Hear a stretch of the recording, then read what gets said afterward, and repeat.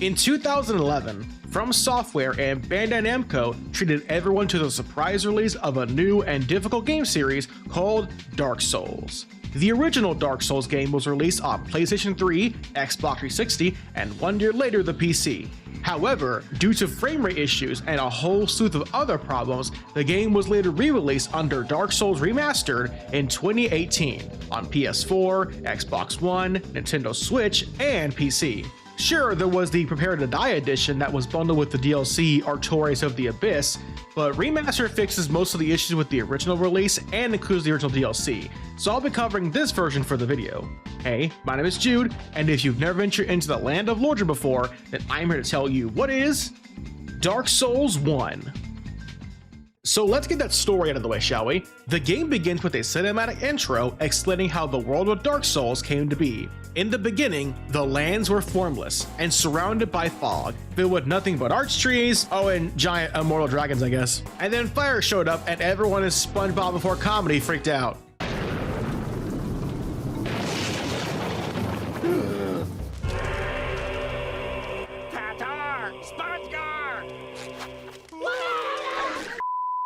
So a group of folks discovered what's known as the Lord Souls, those being Nito, First of the Dead, the Witch of Isolith, Gwyn, Lord of Sunlight, and that's it. So they defeated the dragons, teamed up with Seath the Scaleless, and established a brand new age called the Age of Fire. But despite their best efforts, this time would eventually fade, and the Age of Fire would give way to the Age of Dark. Those who are able to bring about this changing of ages are given the Dark Sign, a brand worn by the chosen undead. Those who cannot die, like our player character, who looks just absolutely lovely, let me tell you. And thus the quest of the chosen undead begins. Will you continue the Age of Fire, or let the flame go out and become the new ruler of the Age of Dark? These are all questions that the game will ask you, but you'll need to do some reading to understand what exactly is going on here. Dark Souls is infamous for showing and not telling, so you'll be coming across areas where all the cool stuff has already transpired, and you'll need to read up via item descriptions to get a grasp on what happened on the people of Lordran, or just watch lore videos on YouTube. There are also very few cutscenes in the game to move the narrative along, most of which introduce a new zone or a major boss for you to tackle. So if you're looking for a story that isn't in your face and asks you to read up on the world, characters, and backstories, look no further. You'll be playing as a chosen undead throughout the game, who will need to utilize their weapons and stats in order to survive the horrors of Lordran. You'll start the game off by creating a character, and for this adventure, we'll be calling him Sal Goodmix. Hi, I'm Saul Goodman. Did you know that you have rights? The Constitution says you do, and so do I. The chosen undead will have to fight enemies to gain souls and pick up items found on corpses to progress through the game. Souls are your only source of currency in the game and can be used to level up your stats or buy items and weapons via local merchants. But if you die, you lose those souls and you have one chance to get them back before you die again. There are 8 stats to level up in the game. Vitality, which decides how much health you have. Attunement increases your currently equipped spells. Endurance allows you to perform more actions, like running and hitting foes. Strength determines how much damage an attack can do. Dexterity prevents your character from staggering after a hit, and increases casting speed of spells as well. Resistance increases physical defense and poison resistance as well. Intelligence is used to power up sorceries and is vital if you want to use certain magic spells more effectively. And finally, there's the Faith stat, which lets you cast stronger Faith spells in the game.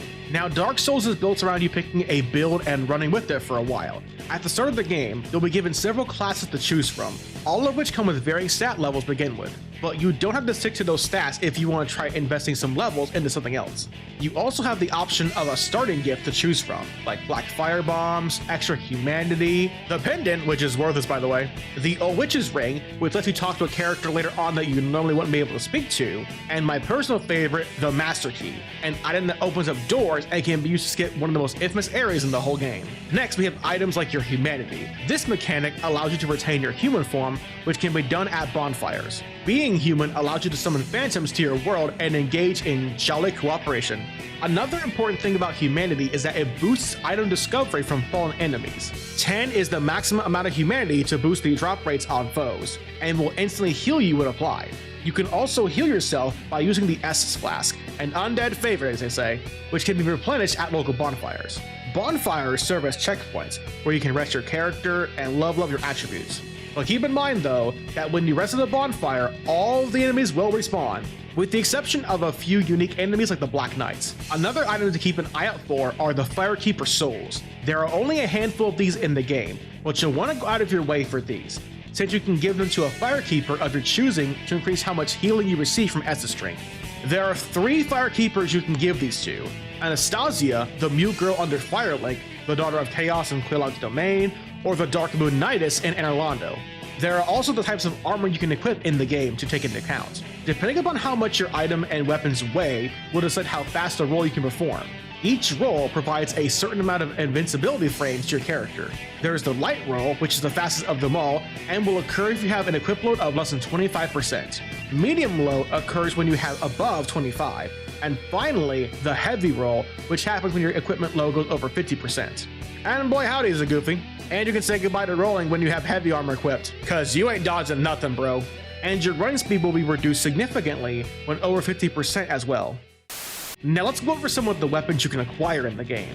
When playing Dark Souls, you can perform attacks with weapons that will help you survive in Lordran. But if you don't meet the current requirements for a weapon, you can use your strength to two-hand it and add half your strength stat to wield it with no issues. For example, the Black Knight sword requires 20 strength to wield, but if you have your strength stat above 10, then two-hand it, you can ignore the requirements entirely.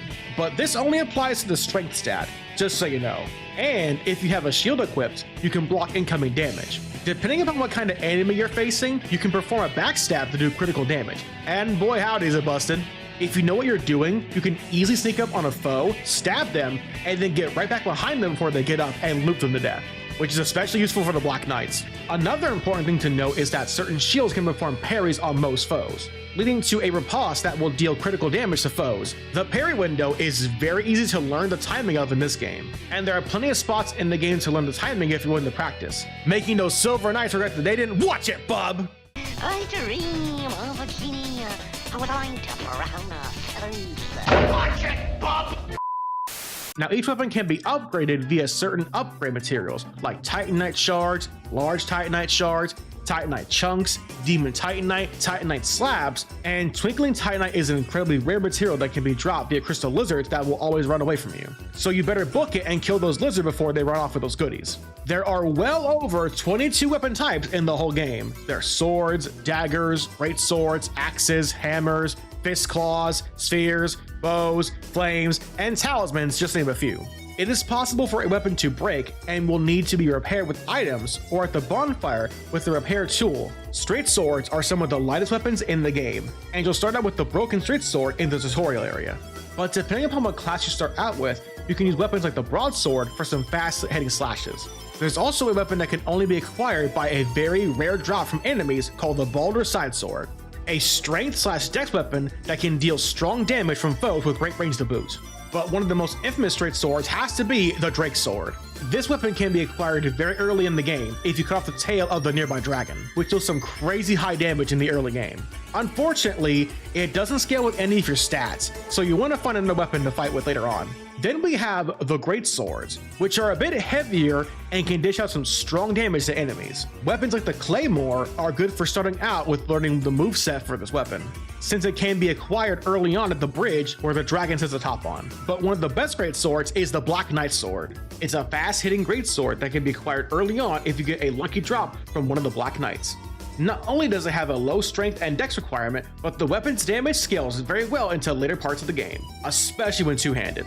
Ultra Great Swords are some of the most well-known armaments from Dark Souls, of which there are only 5 present in the game. However, you better land those hits, otherwise you're left exposed to counter hits from foes, because this thing is slow as heck. The first Ultra Great Sword you can find is the Zweihander, a weapon found on a corpse in the graveyard of Firelink Shrine. There's also the Great Sword, which bears a striking resemblance to Guts' weapon from Berserk, because Miyazaki loves Berserk to death, let me tell you. But the crown jewel of them all goes to the Black Knight Greatsword, another random drop from the Black Knights of Worcestershire.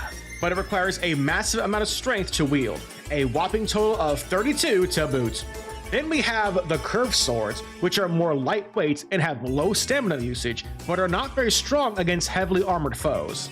However, the best curved sword in the game is, without doubt, the Quelaag's Fury Sword, a boss weapon that can only be forged with a +10 curved sword / greatsword with the Solar Quelaag. While it may not have much in the way of physical damage, it comes with a strong amount of chaos fire damage, which is an entirely different status effect from regular fire. And the vast majority of foes are not going to be resistant to this at all. So if you want to absolutely burn and slash foe with the power of Chaos Flame, get this bad boy ASAP.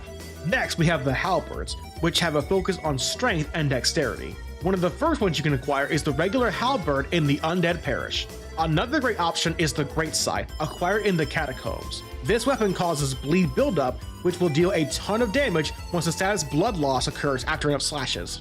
The Great Scythe is also really good for lightweight builds, since it has a long reach and uses very little stamina when one-handed. That being said, one of the best halberds in the game is, by far, the Black Knight Halberd. Oh my gosh, another Black Knight weapon being super good, wow. While it may require some high strength to wield, a total whopping of 32, it deals some of the highest damage of any weapon in the whole game, and has a strong moveset that strikes twice when one-handing. Finally, there's the Flames, Catalyst, and Talismans. Flames are exclusively used to cast Pyromancy and can be upgraded via merchants like Laurentius of the Great Swamp. And Talismans are used to cast miracles, holy spells that are good for support, while Catalysts are used to cast magic spells. Some spells that are worth equipping are the Homing Soul Mass, since it hits foes that are closest to you, Soul Sphere, a powerful blast of magic that annihilates those in your path, as well as the crystal variants of sorcery, which can all be bought from Big Hat Logan later in the game.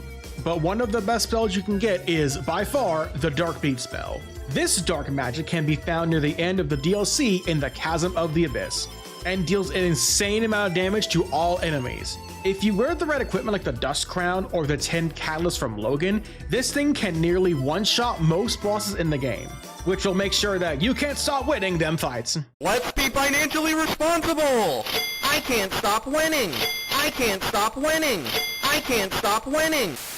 Next, we have the Covenants. Covenants serve as a faction you can join, and you'll have to talk to an NPC in order to join most of them. They can be leveled up by offering up certain items to their respective leaders, and most of them have up to 3 ranks to level up, though not all of them have ranks at all. There are 9 Covenants in the game to choose from, and you can join whichever you want and leave them at your local bonfire. The first Covenant you can join is the Way of White, which is acquired by speaking to Petrus of Thoroled in Firelink Shrine, which allows for easier matchmaking during co-op by having less invaders running around. While the Forest Hunters are a PvP-focused Covenant, which has you summoned to fight those who wish to invade the Darkroot Garden. And you join this Covenant by speaking to Alvina, a talking cat, just go with it. Dark Wraiths require some extra work to join. You'll need to beat the boss of the Darkroot Garden, Sif the Great Grey Wolf, and acquire the Ring of Artorias to fight the boss in the Abyss. Defeating the boss will allow you to speak to Koth, the Great Serpent, who offers you the chance to join the Dark Wraiths. Doing this Covenant has you invade other players' worlds and obtain items like the Dark Sword and Dark Wraith armor sets. Another hidden Covenant is the Gravelord's Servants, where you need to tuck down into this coffin and get transported into Neo's boss room. This Covenant didn't work in the original game because of online issues, but in Remastered, you can partake in PvP multiplayer and invade other players' worlds to obtain the Eye of Death. And upon joining the Covenant, he'll give the player the Gravelord Sword, as well as the miracle spell, the Gravelord Dance.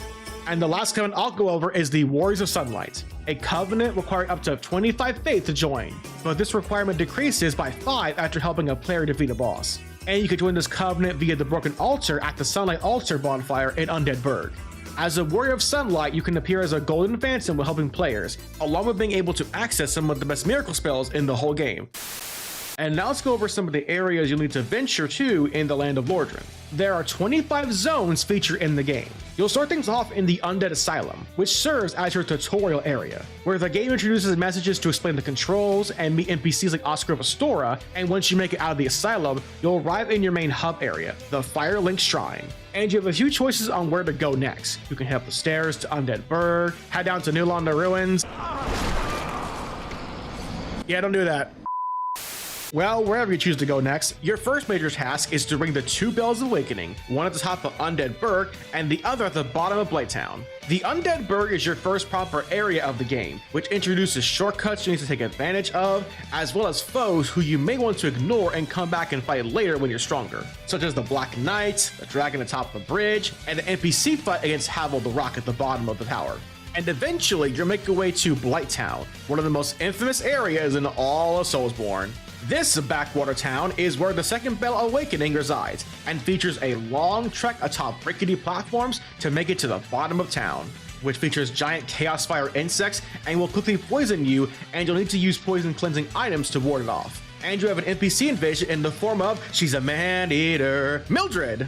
While Blighttown is the most famous of the poisonous swamp areas, the poison part isn't what you should be worried about. It's a toxic blight caused by these pea shooters over here, guarding a Firelink soul. And if you choose the Master Key as your starting item, you can go from New Londo Ruins to Valley of the Drakes and skip most of Blighttown and enter through the back door of the swamp. And once both bells are awakened, you can talk to the Primordial Serpent France and learn about your fate to succeed Lord Gwyn and undo the undead curse. Or, you know, you could just go on to Sen's Fortress, which is a dangerous location filled with man serpents, boulders that will one-tap you in a heartbeat, and tiny bridges to bounce on while snake ladies chuck lightning at you. Thanks, FromSoft. Not only that, but this is where they get introduced to the most infamous enemies, the Mimics, a monster that disguises itself as a chest to lure in unsuspecting victims into their sharp, monstrous teeth. But then we arrive to what is widely considered the best area in the game, Anor Londo. This ray of sunlight features giant sentinels, demon with lightning sticks, extremely tight platforming with enemies who can hit you from afar, and one of the worst enemies in the whole series, Silver Knights with great bows. Yay. These knights are so infamous because they're blocking the only entrance into the castle, and their great arrows will cause you to fall and die very quickly. And if you thought that wasn't bad enough, you have to fight 2 of them on the edge to progress further, and they will still try to shoot you off the ledge. And your reward for clearing this area is a bountiful chest. I mean, warping 2 other bonfires. Yes, that's exactly what it was. Oh, and the Lord Vessel too, which can be placed under Firelink, and now you have to acquire the 4 Lord Vessels from the following areas: the Duke's Archives, Tomb of the Giants, Lost Islip, and New Londo Ruins. The Tomb of the Giants can be accessed after venturing through the spooky, scary catacombs, and you'll need to find an item or spell that casts light, because this place is dark as heck, and features several giant skeletons to break through in order to make it to the Lord Vessel. The Duke's Archives is accessed through Anor Londo, and you'll need to unlock several doors and break out of jail in order to make it to the Crystal Cave, which is where the game introduces, of all things, invisible platforms, which can be seen by checking where the snowflakes fall in order to make it to the next Lord Vessel. Lost Islip has you fighting several bosses to acquire the Lava Ring, so you can make it to the next Lord Vessel, and features a shortcut that connects back to Quelaag's sister, which will be important for a certain NPC's questline. And finally, New Londo Ruin is the only area that does not require you to place the Lord Vessel in order to access the boss. But you will need the previously mentioned Ring of Artorias to complete this area, and it features several ghosts that can only be killed via the Transient Curse item. Also, you can open the floodgates and access the bottom of the ruins. Sounds simple enough, right? Well, guess what? Now you have to deal with dark wraiths, giant blob monsters, and guess what? There is no bonfire in New Londo Ruins at all. So if you die on the way to the boss, you have to start all the way back at Firelink Shrine. Thanks, Miyazaki. And once you have all 4 Lord Souls, you can unlock the final area of the game, the Kill of the First Flame. There are also several optional areas you can explore to get more souls and items. One of the earliest examples of this is the return to the Undead Asylum, which features stronger foes, several Black Knights, and an NPC fight against a hollowed out Oscar, as well as an item called the Peculiar Doll, found in the cell where your player character first started their adventure. Get it, please? Because Anor Londo features an area called the Painting World of Ariamus, which is a snow-filled area that features a hodgepodge of varying enemy types. If you rest at the bonfire in this area, you'll be locked here and have to either kill the boss to warp to other bonfires or take the plunge to return to Anor Londo. You'll need to make your way down to the well and flip the switch to access the Painting World boss. A few noteworthy enemies in this area include an NPC invasion against the King Jeremiah, the undead dragon sitting atop the bridge, and one of the worst enemies in the entire game, bone wheel skeletons. These enemies are infamous for rolling around at the speed of sound until you're dead, as well as Tokyo drifting all over the well so they can back up, tell me what you're gonna do now! But during your time in Lordran, you'll come across various NPCs that have side quests you can follow along. But there are also NPCs who serve as blacksmiths and merchants, like Andre of Astora or the Undead Merchant and Undead Bird.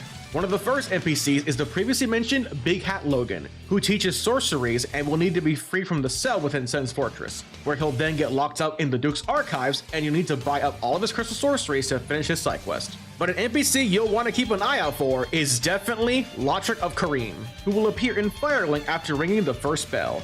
But after the second bell, he will leave and kill the Firekeeper Anastasia, which means no more bonfire at Firelink Shrine. And you'll need to head on over to Anorlando to get your revenge and get Anastasia's soul to restore Firelink Shrine. Or, you know, you could just knock him off the cliff at Firelink. And how could I not mention one of the most well-known NPCs in the series, Patches the Hyena. Patches is a total scumbag, whom you should never trust and will always stab you and other NPCs in the back. Or a kick in this case. But if you forgive him, he'll return to Firelink and become a merchant for the rest of the game. And finally, there's the most well-known NPC of the game, Solaire of Astora. Solaire can be summoned for most bosses in the game, and you'll need to join the Daughter of Chaos Covenant and give Quelaag's sister 30 humanity to unlock the back door of the Demon Ruins, and kill the Sunlight Maggots who are there. Otherwise, they will possess Solaire and make him go crazy. And your reward for saving Solaire is being allowed to summon him for the final boss. So if there's any NPC that you want to save in this game, it's definitely gotta be Solaire. And then we have the bosses. There are 22 major fights in the game, with an extra 4 being present in the Artorias of the Abyss DLC, but we'll get to that later. And certain bosses will drop what's known as boss souls. These can be consumed for more souls, or even used to acquire a boss's weapon from blacksmiths. The first boss of the game is the Asylum Demon, found in the Undead Asylum. You won't be able to beat this guy normally on the first encounter, since your character is stuck with a broken weapon. But once you acquire your actual starting weapon, it's possible to perform a jumping attack on the demon to knock off a ton of health in the second go-around. But if you bring an item like the Black Firebomb as your starting gift, you can take him down in 5 hits, and beating him on the first go-around will reward the player with the demon's Great Hammer. But good luck using that hunk of junk, because that hammer requires 46 strength to wield. The next noteworthy boss is the Bell Gargoyles, who are stone by night, warriors by day. And this is the fight that introduces multiple enemies during a boss, as well as being able to sever tails of bosses to get weapons like the Gargoyle Tail Axe. So you need to watch your footing so you don't fall off, and for their flame breath attacks as well. And then there's Capra Demon, at the end of Undead Burg, one of the worst bosses in all Soulsborne. A foe who brings 2 annoying dogs that will stun lock you so the demon can chop away at your undead heart. And the arena you fight him in is very small, making this fight even more annoying. And then we have the Chaos Witch Quelaag, a half spider, half lady who, yeah, that's not YouTube friendly.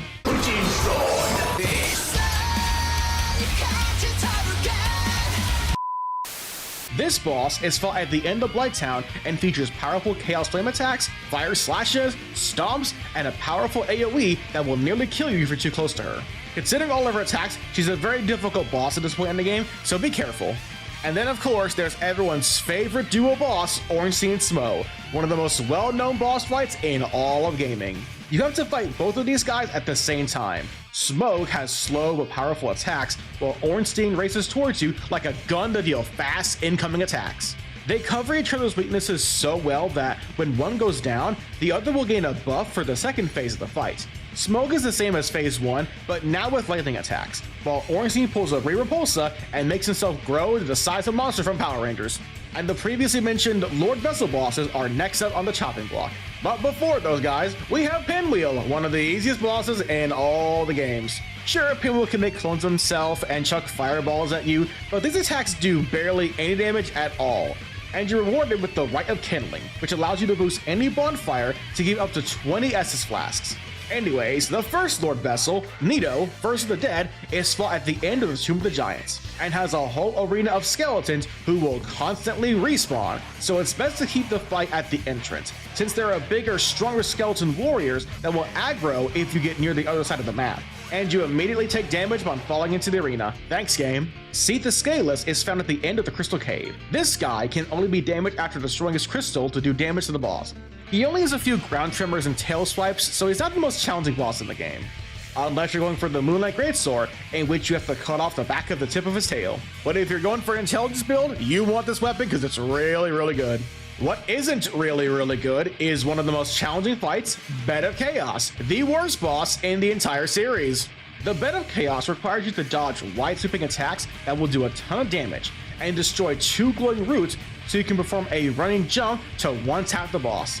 Doesn't sound too difficult, right? Wrong. After destroying one glowing root, parts of the arena will break, which will kill you instantly if you fall down them. Oh, and firestorms. Lots and lots of firestorms. And the last of the 4 Lord Vessels is the 4 Kings. And I mentioned that the Ring of Artorias is required to beat this boss, but how do you get this thing exactly? Well, you have to kill Great Grey Wolf Sif. Sif isn't a very difficult fight, only having a few sword swings, but you'll feel horrible for killing her, especially when she limps near the end of the fight. And all she's trying to do is protect the grave of her former master. Anywho, the 4 Kings is one of the toughest bosses in the main game, because it serves as a DPS check, so you need to dish out enough damage to kill the Kings before one shows up after nearly a minute. They also have a command grab that deals a lot of damage and can steal 1 humanity from you to boot, as well as strong horizontal slashes that cover a wide range that deals a high amount of damage. So you better be at your best before taking on the 4 Kings. And the last of the main game bosses I want to mention is an optional fight that I find very interesting: Crossbreed Priscilla at the end of the painting world of Ariamis. You can speak to Priscilla after entering the fog wall, and she will kindly ask you to leave. But if you really want that boss soul, she will turn hostile and begin the fight, shrouding the arena in a fog of mist that will turn her invisible to the player. And she will try to sneak up on you and slash you with her great scythe. But you can easily find her by following her footsteps in the snow. And after doing enough damage, she will become visible again. And it's also possible to cut off her tail and get the Priscilla's dagger. So overall, she's a very easy boss, and one that makes you question if killing this beautiful crossbreed was even worth stepping into that painting. The answer is no, it was not worth it. Just look at Squidward over here. The artistry! This painting is so realistic, it looks like you could step straight into it. And you can! The remastered version comes with the Artorias of the Abyss DLC, which has you venture off into the past of Ulasil and fight off the spread of the Abyss and rescue this lady over here named Dusk. In order to access the DLC, you'll need to kill the Hydra at the Lake of the Darkroot Garden, which is easier said than done, let me tell you. Then you have to trek to the back of the lake and kill this golden golem to free Dusk. And then you have to make it to the Duke's Archives and kill this random golem over here to get the broken pendant. And then you have to head back to the lake and get pulled back into the past. The first boss to be greeted by is the Sanctuary Guardian, a very annoying manticore that rushes you with powerful claw swipes, gusts of wind, and can poison you with its tail. Yay! However, this DLC also features one of the best bosses in the game, Artorias the Abyss Walker, a powerful knight who is consumed by the spread of the Abyss. Artorias will lunge at the player with powerful sword strikes, a 360 swipe move that does insane damage by the way, and can buff himself after taking enough hits. But it's possible to run up to him and do enough damage to cancel out this buff, which you want to do since he will dish out stronger attacks that can two-shot you if you mess up. He's also much faster than most bosses in the main game, making him one of the most memorable bosses in the whole series. In fact, you know what's more memorable? The guy who actually beat Artorias. The final boss of the DLC, Menace, Father of the Abyss, will make you absolutely hate this game. This Bloodborne reject has a powerful hitting combo that is incredibly difficult to avoid, if at all, and will cast dark magic that can be blocked with the sword pendant found in the DLC. And you better get this thing ready in your inventory because these attacks will dish out some insane damage to you. On top of that, if you explore the Abyss area, you can find Sif in the past, rescue her, and summon her as an NPC to help against the Father of the Abyss, giving this difficult fight even more lore and story significance if you wait to fight Sif till after this fight. And the last boss I'll cover is one of my personal favorites, Calamite. One of the rare dragon fights in the game, Calamite can be fought after having encountered him on the bridge and seeing him in the valley. After which, you'll need Hawkeye Go to pull a Rhinox from Beast Wars and snipe him out of the sky. Calamite will attack the player with jaw snaps and stabs, along with a few sweeping attacks to boot. He can also command grab the player and cast the Mark of Calamity on you, which will increase how much damage the player takes by a buttload. And his tail can be severed, giving you the Obsidian Greatsword, a sick-looking blade that can perform a strong black flame shockwave attack.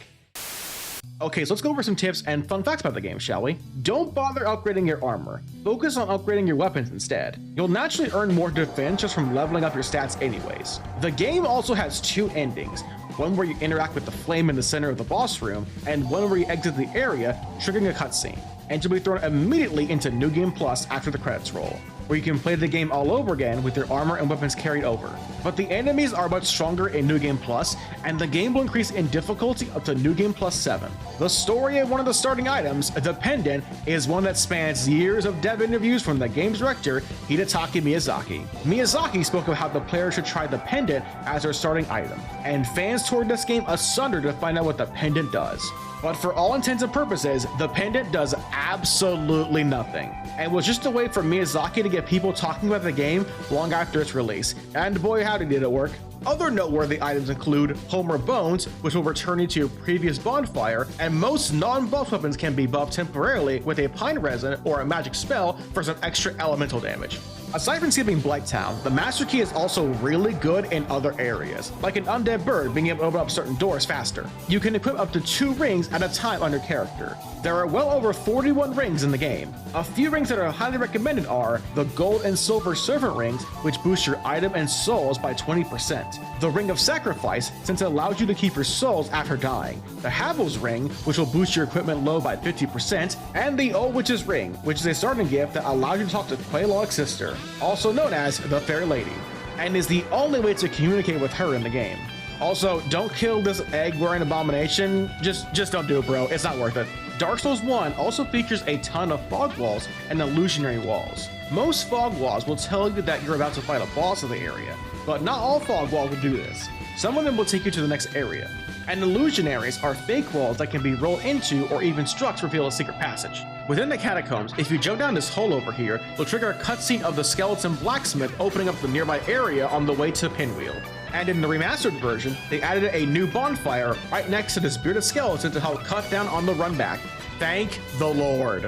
While in human form, you can summon NPCs and other players and engage in jolly cooperation. But you run the risk of being invaded by other players as a result, and these guys are the bane of everyone's existence since they're almost always rocking some busted build to ruin your playthrough. If you see an item in a big open area with no enemies, look around you. You never know what kind of enemy Miyazaki might throw at you from above.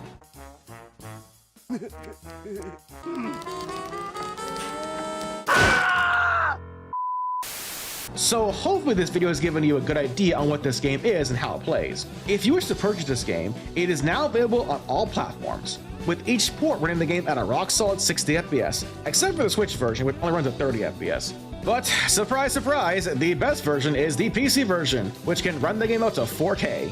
Unfortunately, the original PC port of the game, the Prepare to Die edition, has been sadly delisted for several years, but the remastered version is fairly affordable to this day, so pick that one up instead.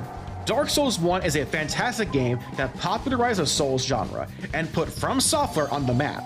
And while it wasn't the first Souls game, that honor belongs to Demon's Souls. It set the standard for challenging but fair games that was so good, it received several sequels and a spiritual successor in the form of Elden Ring.